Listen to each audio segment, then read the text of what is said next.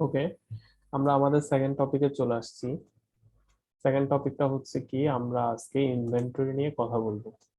এর আগে ক্লাসে আমরা কি নিয়ে কথা বলেছিলাম? রিসিভেবল নিয়ে, ট্রেড রিসিভেবল নিয়ে কথা বলেছিলাম। আমরা সাধারণত কোন একটা বিজনেসের অ্যাকাউন্টিং বিষয়টা নিয়ে যখন আলোচনা করি তখন চারটা পোর্শন পাই।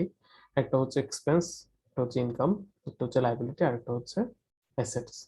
সো এক্সপেন্স ইনকাম নিয়ে আমরা ডিটেলস আমাদের পরবর্তী যে ক্লাসগুলো ক্লাউড অ্যাকাউন্টিং সফটওয়্যারের উপর থাকবে সেখানে আলোচনা করব। আর অ্যাসেট লাইবিলিটি নিয়ে যে থাকবে না তা নয়, কিন্তু কিছু বিষয় আমাদের আগে থেকে জানা থাকা লাগবে। সেজন্য আমাদের প্রথম ক্লাসটা ছিল ট্রেড রিসিভেবলকে নিয়ে, দেন সেকেন্ড ক্লাসটা হচ্ছে ইনভেন্টরি নিয়ে। আমরা কতটুকু জানি এই বিষয়গুলো নিয়ে? ট্রেড রিসিভেবলের ক্ষেত্রে অনেক সময় আমরা যেটা দেখেছি, নর্মালি কোনো কিছু যদি বাকিতে বিক্রি করি সেক্ষেত্রে ট্রেড রিসিভেবল ক্রিয়েট হয় এবং পরবর্তীতে ওর কাছ থেকে যখন আমরা ক্যাশ পেয়ে যাই তখন ট্রেড রিসিভেবলকে আমরা কমিয়ে আনি। তো আরো অনেক কিছু জানতে হবে এই বিষয় নিয়ে, সেজন্য আমাদের প্রিভিয়াস ক্লাসটা ট্রেড রিসিভেবল উপর ছিল। তোমরা যারা করো নাই তারা সবাই আগের ক্লাসটা একটু দেখে নিবা। ট্রেড রিসিভেবল উপর যেটা আছে ওটা দেখলে অনেকটা তোমাদের কাছে বিষয়গুলো ক্লিয়ার হয়ে যাবে এবং পরবর্তীতে আমাদের ক্লাউড অ্যাকাউন্টিং সফটওয়্যারের ক্লাসগুলোর বোঝার ক্ষেত্রে এবং তোমাদের ক্যারিয়ারের ক্ষেত্রে অনেক অনেক বেশি কাজ দিবে। কারণ দেখা যায় যে কি, মানে কিছু কিছু প্রতিষ্ঠান এখনো, মানে আগে খুব কম নিত কিন্তু এখন এত বেশি এটাকে প্রায়োরিটি দিচ্ছে যে শুধুমাত্র এজিং রিসিভেবলস এর জন্য অনেক পোস্ট খালি হয় এবং ওরা অনেক পোস্ট ক্রিয়েট করে থাকে এবং এগুলোতে ওরা স্টাফিং করে, মানে এমপ্লয়ি নিয়ে থাকে। আর ইনভেন্টরি ম্যানেজমেন্ট নিয়ে তো আগেও ছিল, এখন আরো দিন দিন বাড়তেছে এটার ইম্পর্টেন্স। কারণ এটা প্রকিউরমেন্ট ম্যানেজার যে থাকে বা তোমার স্টোর কিপার হিসেবে যাকে নেয় বা ইনভেন্টরি ম্যানেজমেন্ট ম্যানেজার হিসেবে যে দায়িত্ব, ইনভেন্টরি ম্যানেজমেন্ট এক্সিকিউটিভ হিসেবে যে জয়েন করে, মানে এটা বিভিন্ন নামে বিভিন্ন প্রতিষ্ঠান তাদের আয়তনের উপর, তাদের প্রোডাক্টের উপর, প্রোডাক্টের ভলিউমের উপর ডিপেন্ড করে এগুলোতে এমপ্লয়ি নিয়োগ দেয়। অনেক সময় দেখা যায় কি, তুমি অ্যাকাউন্টেন্ট হিসেবে জয়েন করলে যদি প্রতিষ্ঠানটা ছোট হয় সেক্ষেত্রে তোমার এই ইনভেন্টরি ম্যানেজমেন্টটা, স্টক ম্যানেজমেন্টটা তোমার দেখতে হচ্ছে তোমার কাজের পাশাপাশি। সো এটা ভেরি করে প্রতিষ্ঠানটা কতটুক বড় বা কতটুক প্রোডাক্ট নিয়ে ওরা ডিল করতেছে। আচ্ছা, সো এখানে অনেকগুলো স্লাইড, আমি একটু দ্রুত বলবো। যদি কারো বুঝতে অসুবিধা হয় তাহলে অবশ্যই আমাকে কোশ্চেনটা করবা, ঠিক আছে? আমাদের তাহলে মেইন টপিকসটা হচ্ছে কি, ইনভেন্টরি। ইনভেন্টরি মানে কি? যেটা আমরা বিক্রি করি, অর্থাৎ যেটা নিয়ে প্রতিষ্ঠানের কারবার, প্রতিষ্ঠান যেটা দিয়ে যেটা বিক্রি করে বা যে সার্ভিসটা প্রোভাইড করে প্রতিষ্ঠানের আর্ন হয়, ঠিক আছে? সো আমরা এটাকে বাংলায় বললে মজুত পণ্য বলি, আর ইংলিশে বললে এটাকে আমরা ইনভেন্টরি বলি। সাধারণত ইনভেন্টরিটা প্রতিষ্ঠান স্টোর হাউসের মধ্যে কিপ করে রাখে। প্রতিষ্ঠানের আয়তন অনুযায়ী, ইনভেন্টরির ভলিউম অনুযায়ী তারা স্টোরটা বানায়। অনেক সময় দেখা যায় স্টোরটা ভাড়া নেই, অনেক সময় দেখা যায় অন্যের স্টোরের একটা পোর্শন ভাড়া নেই, অনেক সময় দেখা যায় পুরো বিল্ডিংটাই তাদের স্টোর হিসেবে ইউজ হচ্ছে। সো যার যার বিজনেসের যতটুকু আয়তন, যতটুকু পরিমাণে ভলিউম, তার যাদের যতটুকু পর্যন্ত দরকার। যেমন আমি যদি একদম রিয়েল এক্সাম্পল দিই, চিটাগং মধ্যে আমরা বিএসআরএম এর যে স্টোর হাউস গুলো দেখি, 2 নম্বর গেট থেকে অক্সিজেনের দিকে যাওয়ার সময় দেখা যায় কি বিশাল বিশাল বিল্ডিং, একতলা বিল্ডিং, মানে একতলা না, মানে ধরতে গেলে এটা অনেক বড় বিল্ডিং। তোমার লোহাগুলো রাখার জন্য, যেহেতু লোহার একটু লম্বাতে অনেক অনেক লম্বা হয়, হ্যাঁ। সো এগুলোর জন্য বিশাল বিশাল স্টোর হাউস করে ওরা কোম্পানির ইনভেন্টরি গুলো ওখানে কিপ করে রাখে। সো এখানে ক্ষেত্রে কিন্তু এখানে অনেকগুলো বিষয় আছে। ইনভেন্টরিটা দেখ, ইনভেন্টরির হিসাবগুলো দেখতে যদিও অনেকটা সহজ, কিন্তু বুঝতে হবে অনেক বিষয়। কারণ ইনভেন্টরির ম্যানেজমেন্ট মানেই হচ্ছে কোম্পানির একটা বিগ পোর্শন, যেখানে মধ্যে কোম্পানির প্রফিট ডিপেন্ড করে। কোম্পানির প্রফিট, কারণ কোম্পানির যদি ইনভেন্টরি কিপ করতে গিয়ে এক্সপেন্স বাড়িয়ে নেয় তাহলে তাদের কিন্তু প্রফিট কমে যায়। এখন বিষয়টা হচ্ছে এরকম, কতটুক পর্যন্ত ইনভেন্টরি কিপ করলে প্রতিষ্ঠান প্রফিটেবল সিচুয়েশনে থাকবে। কারণ তুমি যখন একটা স্টোর ভাড়া নিবে তখন তোমার এটা ভাড়া গুনতে হবে। আবার যদি তুমি চিন্তা করো যে না, স্টোর ভাড়া নিব না, আমি আমার প্রোডাক্টটা যার কাছ থেকে কিনি, আমার যাকে বিক্রি করব তার অর্ডার পাওয়ার সাথে সাথেই ওকে অর্ডার দিব, ও প্রোডাক্টটা আমি সরাসরি কাস্টমারকে সরাসরি পৌঁছে দেবো, কোনো ইনভেন্টরি আমার কিপ করার কোনো দরকার নেই। এখন এটা করলেও কিন্তু আবার অসুবিধা আছে। এটা গেলে একদিকে সুবিধা হচ্ছে কি তোমার স্টোর হায়ার করতে হচ্ছে, স্টোর ভাড়া দিতে হচ্ছে না, বাট তোমার যে কাস্টমার সে যখন অর্ডার দিবে, তুমি যদি যার কাছ থেকে কিনো তার কাছ থেকে অর্ডারটা যদি সময় মতো ক্লিয়ার করতে না পারো, তাহলে কিন্তু তোমার কাস্টমার তোমার কাছ থেকে ছুটে যাবে। তার মানে তোমার একটা ব্যাড রেপুটেশন ক্রিয়েট হবে মার্কেটের মধ্যে, এবং তোমার আলটিমেটলি লসের দিকে তোমার প্রোডাকশনটা যাবে বা তোমার কোম্পানিটা যাবে। সো লাভ যেমন আছে ইনভেন্টরি কিপ করে, ঠিক সেম লসও আছে। আবার তুমি যদি ইনভেন্টরি কিপ না করো, এদিকে যেমন একটা সুবিধা আছে বা লাভ আছে, আবার লসও আছে। সবকিছুর একটা পজিটিভ নেগেটিভ দুটো দিক থাকবেই। সো এটা আমাকে একজন ইনভেন্টরি ম্যানেজমেন্টের ম্যানেজার হিসেবে এটা আমাকে মাথায় রাখতে হবে, কতটুকু পরিমাণ ইনভেন্টরি কিপ করলে প্রতিষ্ঠান প্রফিটেবল সিচুয়েশনে থাকবে। সো এখানে আমি ডিলেট শব্দটা কেন লিখেছি, কারণ ওই যে বললাম আমি ইনভেন্টরি কিপ করি না, আমি কিনে আনি এবং এটা আমি সরাসরি বিক্রি করে দিই। যদি আমার ডিলে হয় তাহলে প্রতিষ্ঠান লসের দিকে চলে যাবে।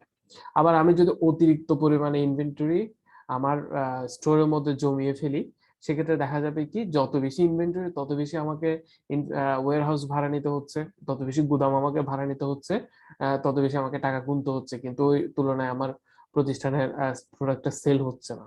সো আমি যদি দক্ষ একজন ইনভেন্টরি ম্যানেজমেন্ট ম্যানেজার হই, তাহলে আমি আসলেই জানি, আমার জানা উচিত যে প্রতিষ্ঠান বছরে কোন সময়ে বেশি প্রফিট করে, সেই অনুযায়ী আমার প্রতিষ্ঠানে প্রোডাক্টটা কিপ করা উচিত। যখন হিউজ সেল হয়, যেমন ধরো আমার প্রোডাক্ট যদি হয় শীতের সোয়েটার, আমার কোম্পানি যদি হয় শীতের সোয়েটার প্রোডাকশন করে, তো সেক্ষেত্রে আমাকে এটা স্টোর করা দরকার শীতের আগ থেকেই।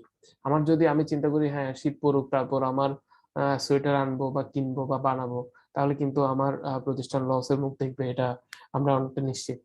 সো আবার গরমকালে যদি আমি সোয়েটার বানাতেই থাকি কিন্তু এটার কোনো সেল হচ্ছে না, সেলসটা অনেক কম, কারণ গরমকালে স্বাভাবিকত মানুষ কেউ সোয়েটার কেনে না, সোয়েটার না কেনার জন্য এগুলো আমার প্রতিষ্ঠান থেকে যাচ্ছে।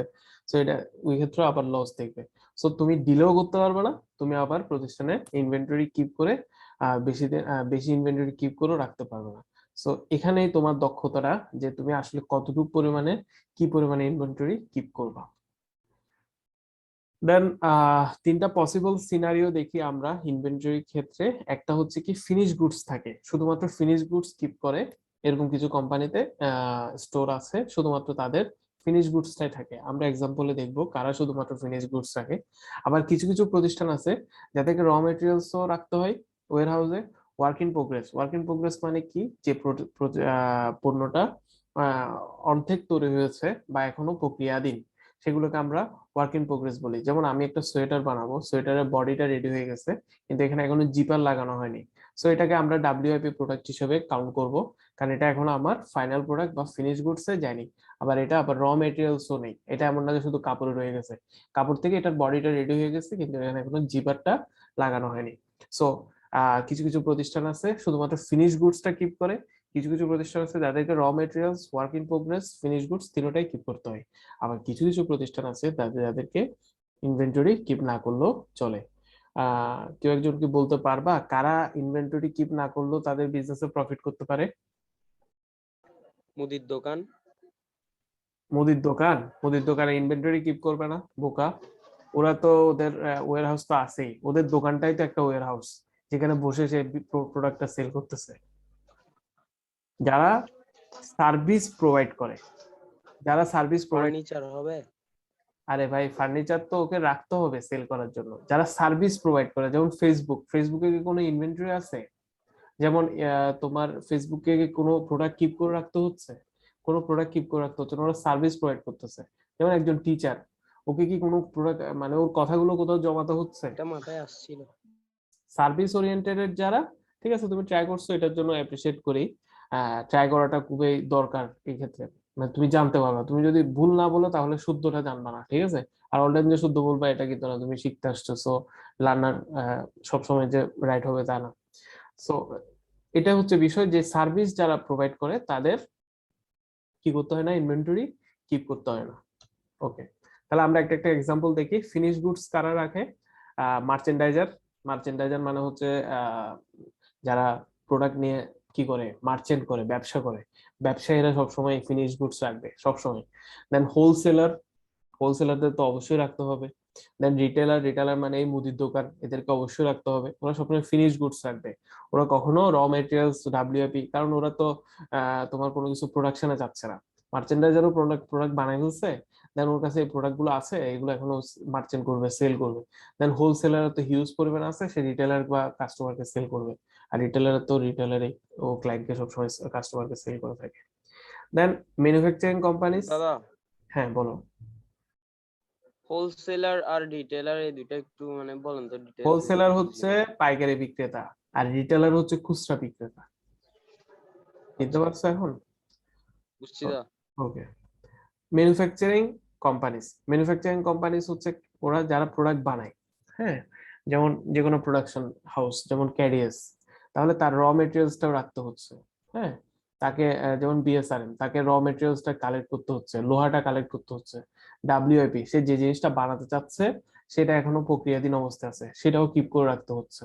হ্যাঁ, সো ধরো সে একটা যদি আমরা গার্মেন্টস উদাহরণ দিই, কারণ আমাদের অ্যাজ ওয়েল আমাদের অনেক পরিচিত গার্মেন্টস এমপ্লয়ি আমাদের আত্মীয় স্বজনের মধ্যে আছে। সো ওদের সাথেও যদি আমরা গল্প করি এইসব বিষয় নিয়ে, তোমরা ওদের কাছে সবসময় একটা বিষয় জানতে চাইবে, আসলে আপনারা গার্মেন্টস এর মধ্যে কি করেন। তাহলে ওরা যেগুলো বলবে দেখবে যে এগুলো তোমার এই বিজনেস আইডিয়ার সাথে বা বিজনেস এক্সাম্পলের সাথে মিলে যাচ্ছে। তো র মেটেরিয়ালস মানে হচ্ছে কি, এখানে যে সুতা বা কাপড় যেগুলো থাকে, এগুলোর জন্য তাদের ইনভেন্টরি হাউস আছে। ওই ইনভেন্টরি হাউসটা তো সবকিছু রাখতে পারে একটাতে, অথবা দেখা যায় যে সবগুলোর জন্য যদি প্রোডাকশন ভলিউম বেশি হয় বা ইনভেন্টরির ভলিউম বেশি হয়, সেক্ষেত্রে ওরা আলাদা আলাদা ঠিক করে, র মেটেরিয়ালস এর জন্য আলাদা, ওয়ার্ক ইন প্রোগ্রেস এর জন্য আলাদা, ফিনিশ গুডস এর জন্য আলাদা। ডাব্লিউআইপি কি হতে পারে, ধরো কোনো একটা শার্টের বডি, এগুলো কয়েক লাখ পিস একসাথে রাখলো। তারপর ফিনিশ গুডস মানে হচ্ছে এটা একদম আয়রন টায়রন করে পলিটলি করে ওটাকে ওরা রেডি করে ফেলছে, এটা for selling purpose or shipping purpose. So এখানে ম্যানুফ্যাকচারিং কোম্পানি যারা আছে তাদেরকে ইনভেন্টরি তিনটাই কিপ করতে হয়। আর যারা শুধুমাত্র আচ্ছা দাদা, র মেটেরিয়াল বলতে কি ভারী কোনো বস্তুকে বোঝাচ্ছে না র না? মেটেরিয়ালস মানে হচ্ছে কাঁচামাল, মানে সুতা।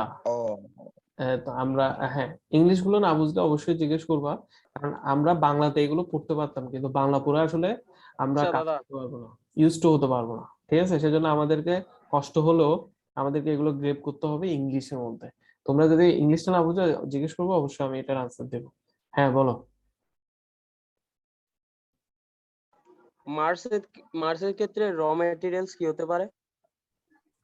পিএনজি, মার্স, এগুলো সাধারণত তোমার ওরা প্রোডাকশন ওরিয়েন্টেড, মানে হচ্ছে ওরা প্রক্টর গ্যাম্বল, এটা আমি বলতে পারবো কারণ ওদের স্পেসিফিক প্রোডাক্ট আমি দেখছি।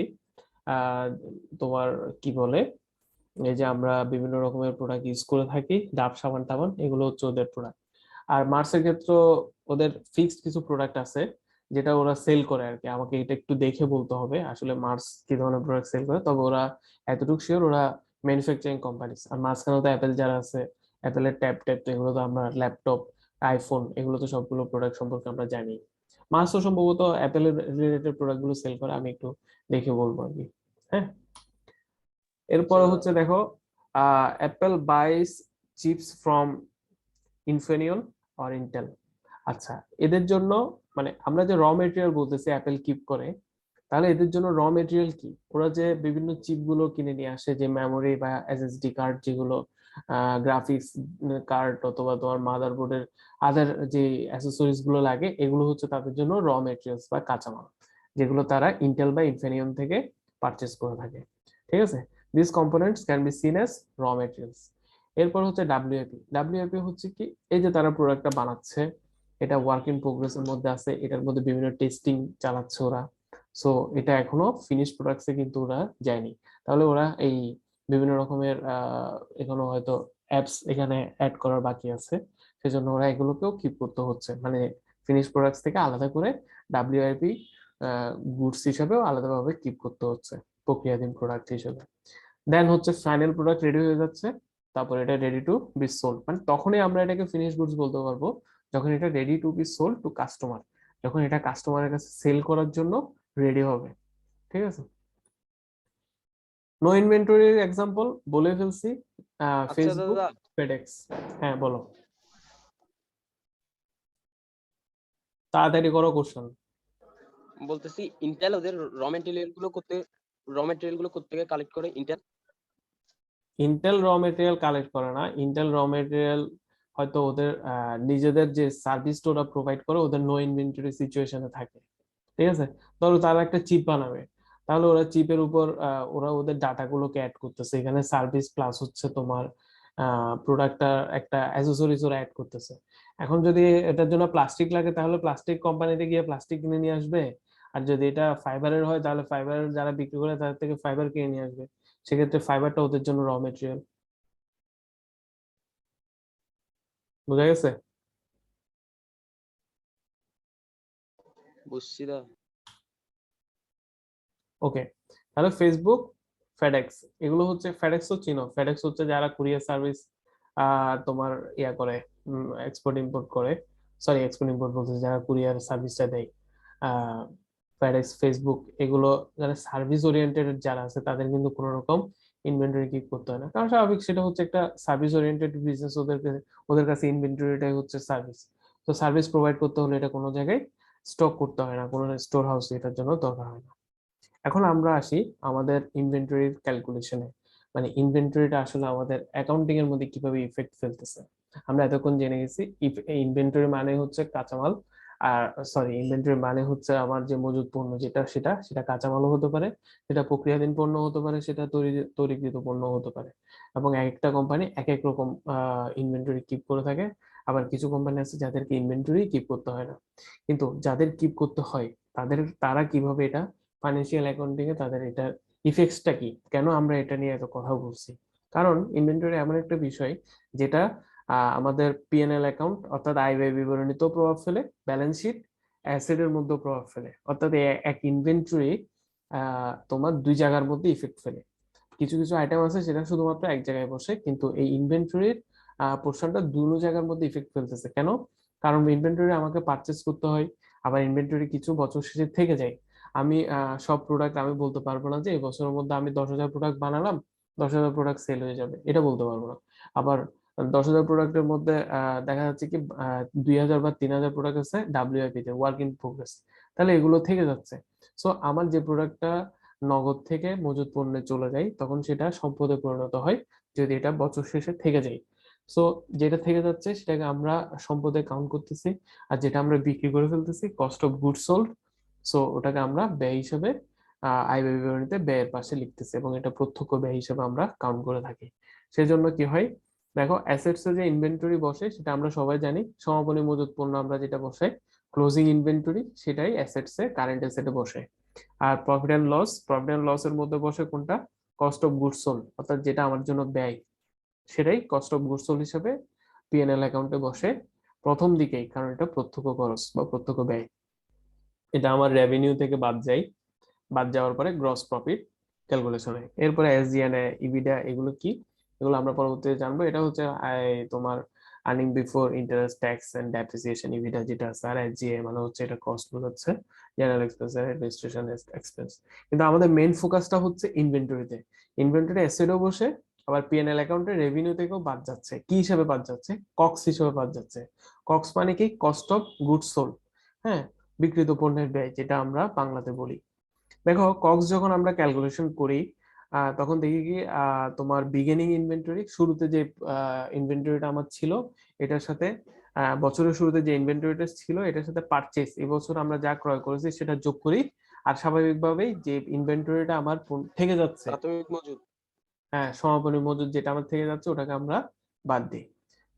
প্রারম্ভিক মজুদ বা প্রথমের দিকে যেটা আনি সেটাকে বিগিনিং ইনভেন্টরি বলে, আর বছর শেষে যে ইনভেন্টরিটা থেকে যায় তাকে এন্ডিং ইনভেন্টরি বলে।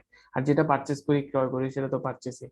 তাহলে কক্স বোঝা গেছে কিভাবে আমরা বের করি, cost of goods sold, beginning inventory plus purchase plus বুঝছি দাদা। Ending inventory. এটা আমরা 9-10 থেকে পড়ে আসতেছি, এবং এটার ম্যাথ আমরা যত উপরে উঠবো, অনার্স মাস্টার্স যত কিছুই পড়ি, প্রফেশনাল যে কোনো কিছুই পড়ি, এগুলো আমাদেরকে অবশ্যই পড়তে হবে, অ্যাভয়েড করার কোনো সুযোগ নেই। দেন হচ্ছে কি এন্ডিং ইনভেন্টরি। এখন আমার দুটো বিষয় জানতে হবে, ইনভেন্টরির দুটো মেইন পোর্শন সম্পর্কে জানতে হবে, একটা হচ্ছে কস্ট অফ গুডস সোল্ড সম্পর্কে, যেটা আয় ব্যয় বিবরণীতে বসবে, আর একটা হচ্ছে ব্যালেন্স শিটে যেটা বসবে এন্ডিং ইনভেন্টরি সম্পর্কে জানতে হবে। এটা বের করা একদম সহজ। বিগিনিং ইনভেন্টরির সাথে পারচেজ যোগ করবে, কক্স বাদ দিয়ে দিবে। দেখো এটা জাস্ট আমরা ক্যালকুলেশন দিয়েও বিষয়টা ক্লিয়ার, যে কক্স কে যদি আমরা ওপাশে নিয়ে মাইনাস হয়ে যাবে, আর এন্ডিং ইনভেন্টরি এই পাশে চলে আসলে এটা প্লাস হয়ে যাবে। সেইভাবে এন্ডিং ইনভেন্টরি আমরা বের করতে পারি এবং cost of goods sold, profit and লসের জন্য বের করতে পারি। আমি খুব সহজভাবে বুঝাইছি কারণ এটা যাতে সবাই বুঝতে পারো। বুঝা গেছে? বুঝছি দাদা। হ্যাঁ Okay. দাদা বুঝছি। এরপর আসো purchasing price change over time. আচ্ছা, তাহলে আমরা এখন যে টপিকসটা নিয়ে পড়বো সেটা তোমাদের ইন্টার থেকে শুরু হয়েছে, যে ক্যাশ ফ্লো সম্পর্কে আমরা জানি। ক্যাশ ফ্লোর মতো আরেকটা ফ্লো আছে, এটার নাম হচ্ছে কস্ট ফ্লো। অর্থাৎ কস্ট ফ্লো মেথড বলে এটাকে। যেমন তোমরা যে অঙ্কগুলো এখন করতেছো, last in first out LIFO, first in first out FIFO, হ্যাঁ, এভারেজ, হ্যাঁ হ্যাঁ হ্যাঁ কালান্তিক মজুদ, বা হ্যাঁ। শুরুতে আনলে সেল হয়ে যাচ্ছে। এগুলো হচ্ছে সবগুলো ইনভেন্টরি ম্যাথ। আচ্ছা, এগুলো কেন করতেছি? কারণ করার পেছনে রিজনটা হচ্ছে purchasing prices changes over time, change over time. অর্থাৎ আমরা যে পণ্যগুলো ক্রয় করে আনি, সেগুলো সময়ে সময়ে পণ্যের দাম, ক্রয় মূল্য কি হয়, চেঞ্জ আসে। তো এটা হতে পারে মেটেরিয়ালের প্রাইস চেঞ্জ হচ্ছে, অথবা লেবার। লেবার কিন্তু এখানে খুব বেশি একটা ইম্পর্টেন্ট, কারণ আমার মেটেরিয়ালটা আনার সময় কিন্তু লেবার এখানে লাগবেই। হ্যাঁ, লেবারের দাম চেঞ্জ হচ্ছে, অথবা এটা আনার ক্ষেত্রে আমার গাড়ি ভাড়া এই সেই, মানে যেগুলো আপ্যায়ন এই সেই যেগুলো লাগতেছে আর কি। সো সবকিছু, সব ধরনের খরচ, এটার সাথে যেসব খরচ রিলেটেড আছে ওগুলো চেঞ্জ হচ্ছে, যেগুলো আলটিমেটলি পারচেসিং প্রাইসকে চেঞ্জ করে দিচ্ছে সময়ে সময়ে। সো এখন আমি যদি কোনো একজন কলার ব্যবসায়ী হই, আমাকে যদি কলা স্টক করতে হয়, তাহলে আমি আহ শুরুতে যে কলাটা কিনে আনি, এবং 10 দিন পরে যদি আমি আবার কলা কিনতে যাই, তখন দেখা যায় যে দামের মধ্যে একটা ডিফারেন্স ক্রিয়েট হয়। হ্যাঁ, দেখা যায় যে আমি কাঁচা কলা কিনে নিয়ে আসছিলাম প্রথমবার, আমি 10 টাকা করে পাইছি, কথার কথা, প্রতি পিস। আর আমি পরের বার পাকা কলা কিনতে গেছি, পাকা কলার দাম একটু কম হয়, কারণ এটা একসময় পেরিশেবল প্রোডাক্ট, যেহেতু পচনশীল প্রোডাক্ট, পচে যাবে। সো এটা তাড়াতাড়ি পচবে, সেজন্য এটার দাম ধরো 6 টাকা রাখছে। তাহলে এখন আমি বিক্রি করার সময় আসলে আমার ক্রয় মূল্য কত ধরবো? কি 10 টাকা ধরবো নাকি 6 টাকা ধরবো? এই যে একটা ফ্লোর মধ্যে ডিফারেন্স একটা ক্রিয়েট হচ্ছে, এটাকে আমরা কস্ট ফ্লো বলি। এবং কস্ট ফ্লোর জন্য আমরা কিছু ম্যাথ ম্যাথ করে থাকি, বা কিছু মেথড ফলো করে থাকি। হ্যাঁ, তো the mechanism use to decide the cost of products a firm sell, যে প্রোডাক্টটা সেল করবে এটার দামটা কত হবে, এটার প্রোডাক্টের দামটা নির্ধারণ করার জন্য আসলে এই কস্ট ফ্লো মেথডটা নিয়ে আমরা পরিচিত। সো এখানের মধ্যে আমরা যে মেথড গুলো নিয়ে পরিচিত, অ্যাকর্ডিং টু আইএফআরএস। আইএফআরএস নিয়ে তোমাদের আগেও বলেছি, এটা হচ্ছে কি international financial reporting standard. IFRS হচ্ছে একটা স্ট্যান্ডার্ড রুলস, যেটা প্রফেশনালরা ফলো করে থাকে। প্রফেশনাল অ্যাকাউন্টেন্ট বলো, যে লেভেলের অ্যাকাউন্টেন্ট হোক, তাকে অবশ্যই আইএফআরএস ফলো করতে হবে। এই আইএফআরএস ফলো করে সে মানে যে রুলস গুলো তাকে অবশ্যই ফলো করতে হবে এই কস্ট ফ্লো মেথডের মধ্যে, সেগুলো হচ্ছে specific identification, first in first out, weight averages, cost. আচ্ছা, স্পেসিফিক আইডেন্টিফিকেশন বলতে কি বোঝাচ্ছে? আমার প্রোডাক্ট আমি 6 টাকায় বিক্রি করবো না 10 টাকায় বিক্রি করবো, সেটা যদি আমার কোম্পানির ঊর্ধ্বতন কর্মকর্তা অথবা আমার কোম্পানির পলিসিতে লেখা থাকে, তাহলে আমাকে ওটাতেই প্রোডাক্টটা সেল করতে হবে, এখানে আর অন্য কোনো মেথড ফলো করবে না। ধরো আমি 6 টাকায় কিনছি, 10 টাকায় কিনছি, কোম্পানির সিনিয়র যিনি আছেন বা কোম্পানির যিনি প্রধান, উনি বললো কি এটা তুমি 60 টাকা করে 60 টাকা করে ক্রয় মূল্য ধরবা, তাহলে আমার 6 টাকা 10 টাকা তখন আর কোনো চিন্তা ভাবনা নেই, কারণ উনি আমাকে স্পেসিফিক করে দিয়েছে কত টাকা করে এটা আমি বিক্রি করবো। অথবা কোম্পানিতে পলিসিতে বলা আছে, যদি কোনো কিছু কিনে আনো তাহলে ওটার প্রাইস সবসময় 1 টাকা কমিয়ে ধরবা বা 1 টাকা বাড়িয়ে ধরবা, মানে যেটা পলিসিতে লেখা আছে, ওদের সংবিধানে যেটা লেখা আছে কোম্পানির, ওটাকে বলতেছে কি স্পেসিফিক আইডেন্টিফিকেশন। আর ফার্স্ট ইন ফার্স্ট আউট হচ্ছে কি, নর্মালি আমরা যে প্রোডাক্ট গুলো কিনে আনি, আমরা সবসময় ট্রাই করি আগের প্রোডাক্টটা যাতে, যেটা প্রথমে দিয়ে কিনছি সেটা যাতে প্রথমে বিক্রি করে ফেলতে পারি। কারণ কিছু কিছু প্রোডাক্ট আছে এমন যে যত আপডেটেড তত এটার ভ্যালু বেশি। সো আমার ব্যাকডেটেড প্রোডাক্টটা যদি আমি তাড়াতাড়ি বিক্রি করে ফেলতে পারি, তাহলে আমার প্রফিটটা বেশি হবে, কারণ ব্যাকডেটেড দিন দিন ব্যাকডেটেড হতে থাকবে। যেটা আমার দেরিতে কেনা গেছে ওটাকে যদি তাড়াতাড়ি বিক্রি করে দেই, আমার প্রফিটটা আসার পসিবিলিটিটা বেড়ে যাবে। সেটাকে ফার্স্ট ইন ফার্স্ট আউট বলি। এগুলো খুব কমন, খুব ইজি এই মেথড গুলো। এবং আমরা ম্যাথের মধ্যে যখন এগুলো করি, জাস্ট একটু আমাদের কনসার্ন থাকলে, সচেতন থাকলে, আমরা বিষয়গুলো খুব সহজেই পেরে যাই।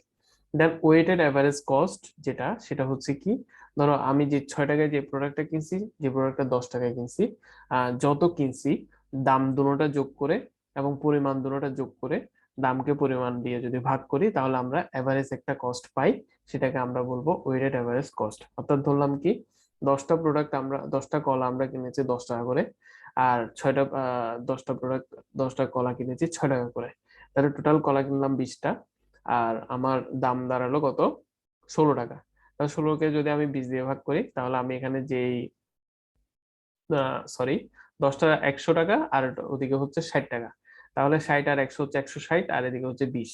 তাহলে 160কে যদি আমরা 20 দিয়ে ভাগ করি, তাহলে আমরা যে অ্যাভারেজ কস্টটা পাবো সেটাই হচ্ছে কি ওয়েটেড অ্যাভারেজ কস্ট। খুবই সহজ মেথড এগুলো, অ্যাকর্ডিং টু আইএফআরএস, অর্থাৎ আইএফআরএস এই রুলস গুলো ফলো করে।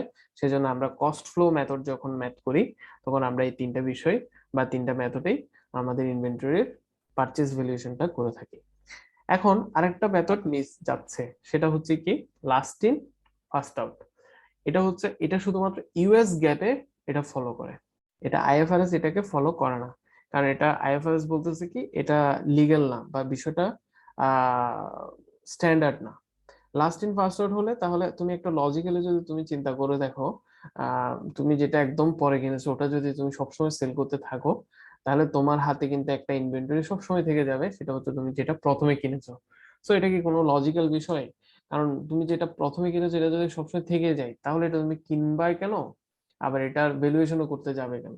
কারণ তুমি সবসময় যদি পরের প্রোডাক্টটাই সেল করে দাও, তাহলে কিন্তু ফার্স্টের প্রোডাক্টটার ভ্যালুয়েশনটা থেকে যায়। সরি, মানে ফার্স্টের প্রোডাক্টটা তোমার স্টোর হাউসে থেকে যায়। সো এটা আইএফআরএস ফলো করে না। কিন্তু যদি কোম্পানির পলিসি ফলো করে, তাহলে এটা তোমাকে অবশ্যই এটা ক্যালকুলেশন করতে বাধ্য।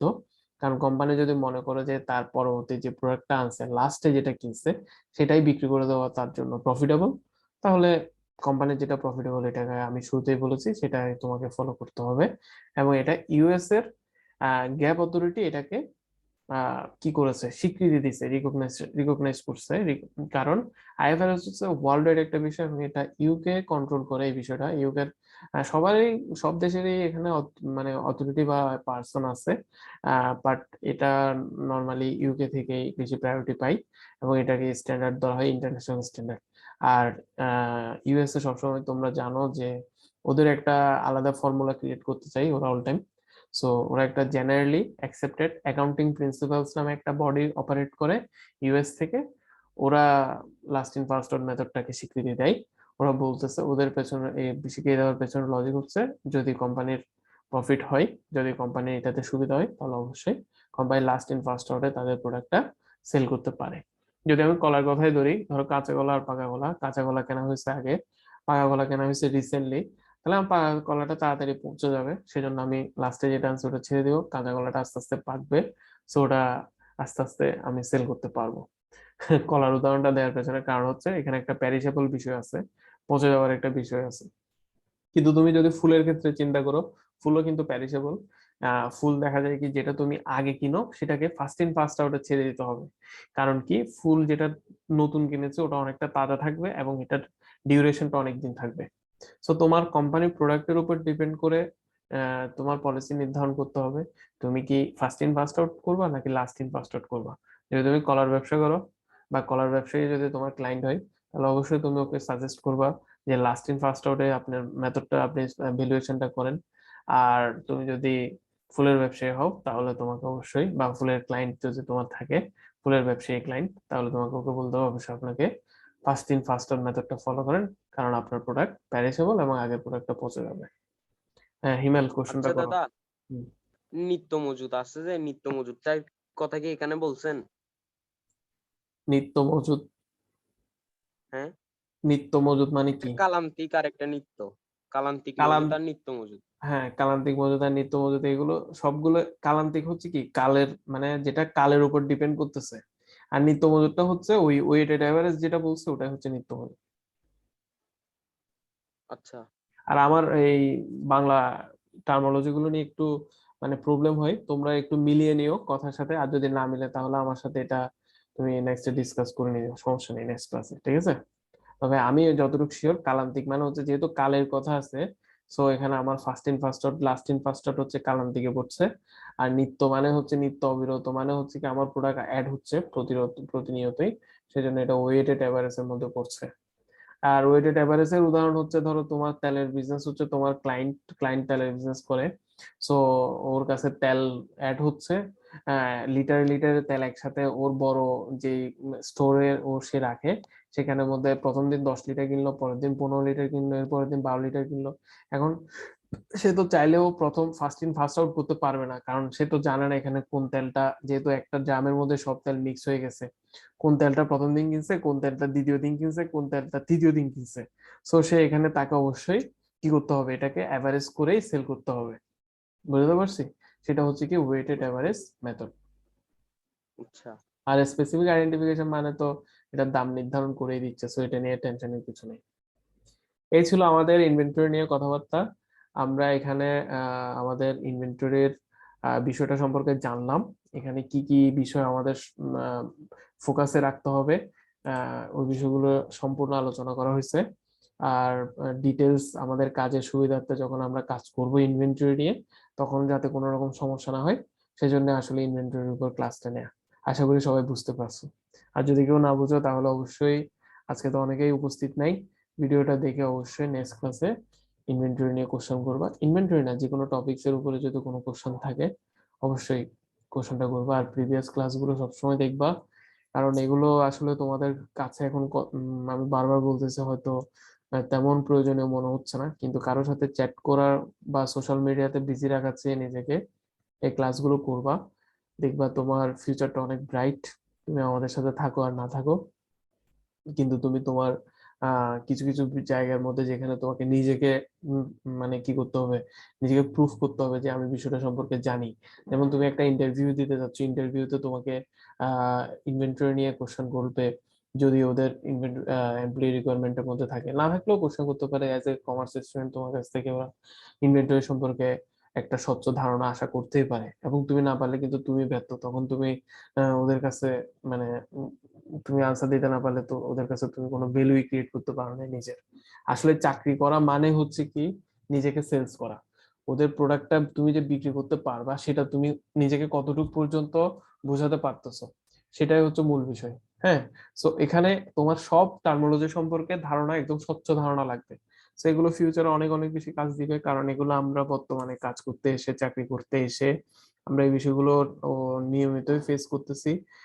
এগুলোই হচ্ছে আসলে আমাদের অ্যাকাউন্টেন্ট হিসেবে আমাদের কাজ, এইসব বিষয় নিয়ে কাজ করা, এইসব বিষয় নিয়ে কোম্পানির যিনি স্পেসিফিক মানুষ আছেন তাকে সিদ্ধান্ত নিতে সাহায্য করা, বা সিদ্ধান্ত নেওয়ার ক্ষেত্রে অ্যাডভাইস করা। সো তুমি যদি না জানো তুমি অ্যাডভাইস কিভাবে করবা, আর সিদ্ধান্ত নিতে সাহায্য বা কি করবা, তোমার সাথে নর্মাল একটা পার্সনের বা ডিফারেন্সটা কোথায় হলো? সো এই বিষয়ে আমরা যে স্কিল ডেভেলপমেন্টের যে টপিকস গুলো নিয়ে, অ্যাকাউন্টিং এর টপিকস, এগুলো খুব ইজি, এবং অনেকের কাছে মনে হবে এগুলো তো পড়ছি, বা এগুলো আলাদা করে পড়ার কি আছে, এটা বিষয়টা তোমরা একটু গুরুত্ব সহকারে দেখবা, কারণ এগুলো যদিও নর্মাল বিষয় কথাবার্তা, কিন্তু আমার ধারণাটা আমি মনে করি সবার মধ্যে একটা স্বচ্ছ ধারণা ক্রিয়েট হওয়ার ক্ষেত্রে সাহায্য করবে আমার কথাগুলো। বারবার দেখবা প্রিভিয়াস ভিডিওগুলো, বারবার বারবার দেখবা যে কোনো বিষয়ের উপর। আমরা এখন পর্যন্ত যতটা 7 নাম্বার ক্লাস চলতেছে, যতগুলো টপিকস নিয়ে কথা বলেছি বা বলছি, প্রায় 20টা টপিকস এর মতো, সবগুলো টপিকসে কিন্তু ইম্পর্টেন্ট, এবং পরবর্তীতে আশা করি এটা 200+ এর মতো হবে টপিক, সবগুলো মিলিয়ে যদি আমরা কোর্সটা শেষ করি। সো তুমি মোর দেন 200 টপিকস জানো, মানেই হচ্ছে তুমি অনেক কিছু জানো তোমার এই বয়সে, যেগুলো আমাকে জানতে আমার আহ, আজকের দিন পর্যন্ত সময় লেগেছে। তো বিষয়টা তো ক্লিয়ার না, আমি যেটা বোঝাতে যাচ্ছি। আমরা নেক্সট টপিকে চলে যাচ্ছি, তোমরা নেক্সটে জয়েন করো। আমাদের লাস্ট টপিকটা হচ্ছে এক্সেল নিয়ে। আমরা এক্সেলের ইম্পর্টেন্ট টুলস নিয়ে নেক্সট টপিকতে কথা বলবো আর কি, নেক্সট স্লাইডে। আচ্ছা আচ্ছা দাদা, কমেন্ট টাইম আছে এটার? 3 মিনিট আছে, বলো। বলতেছি দাদা, আমি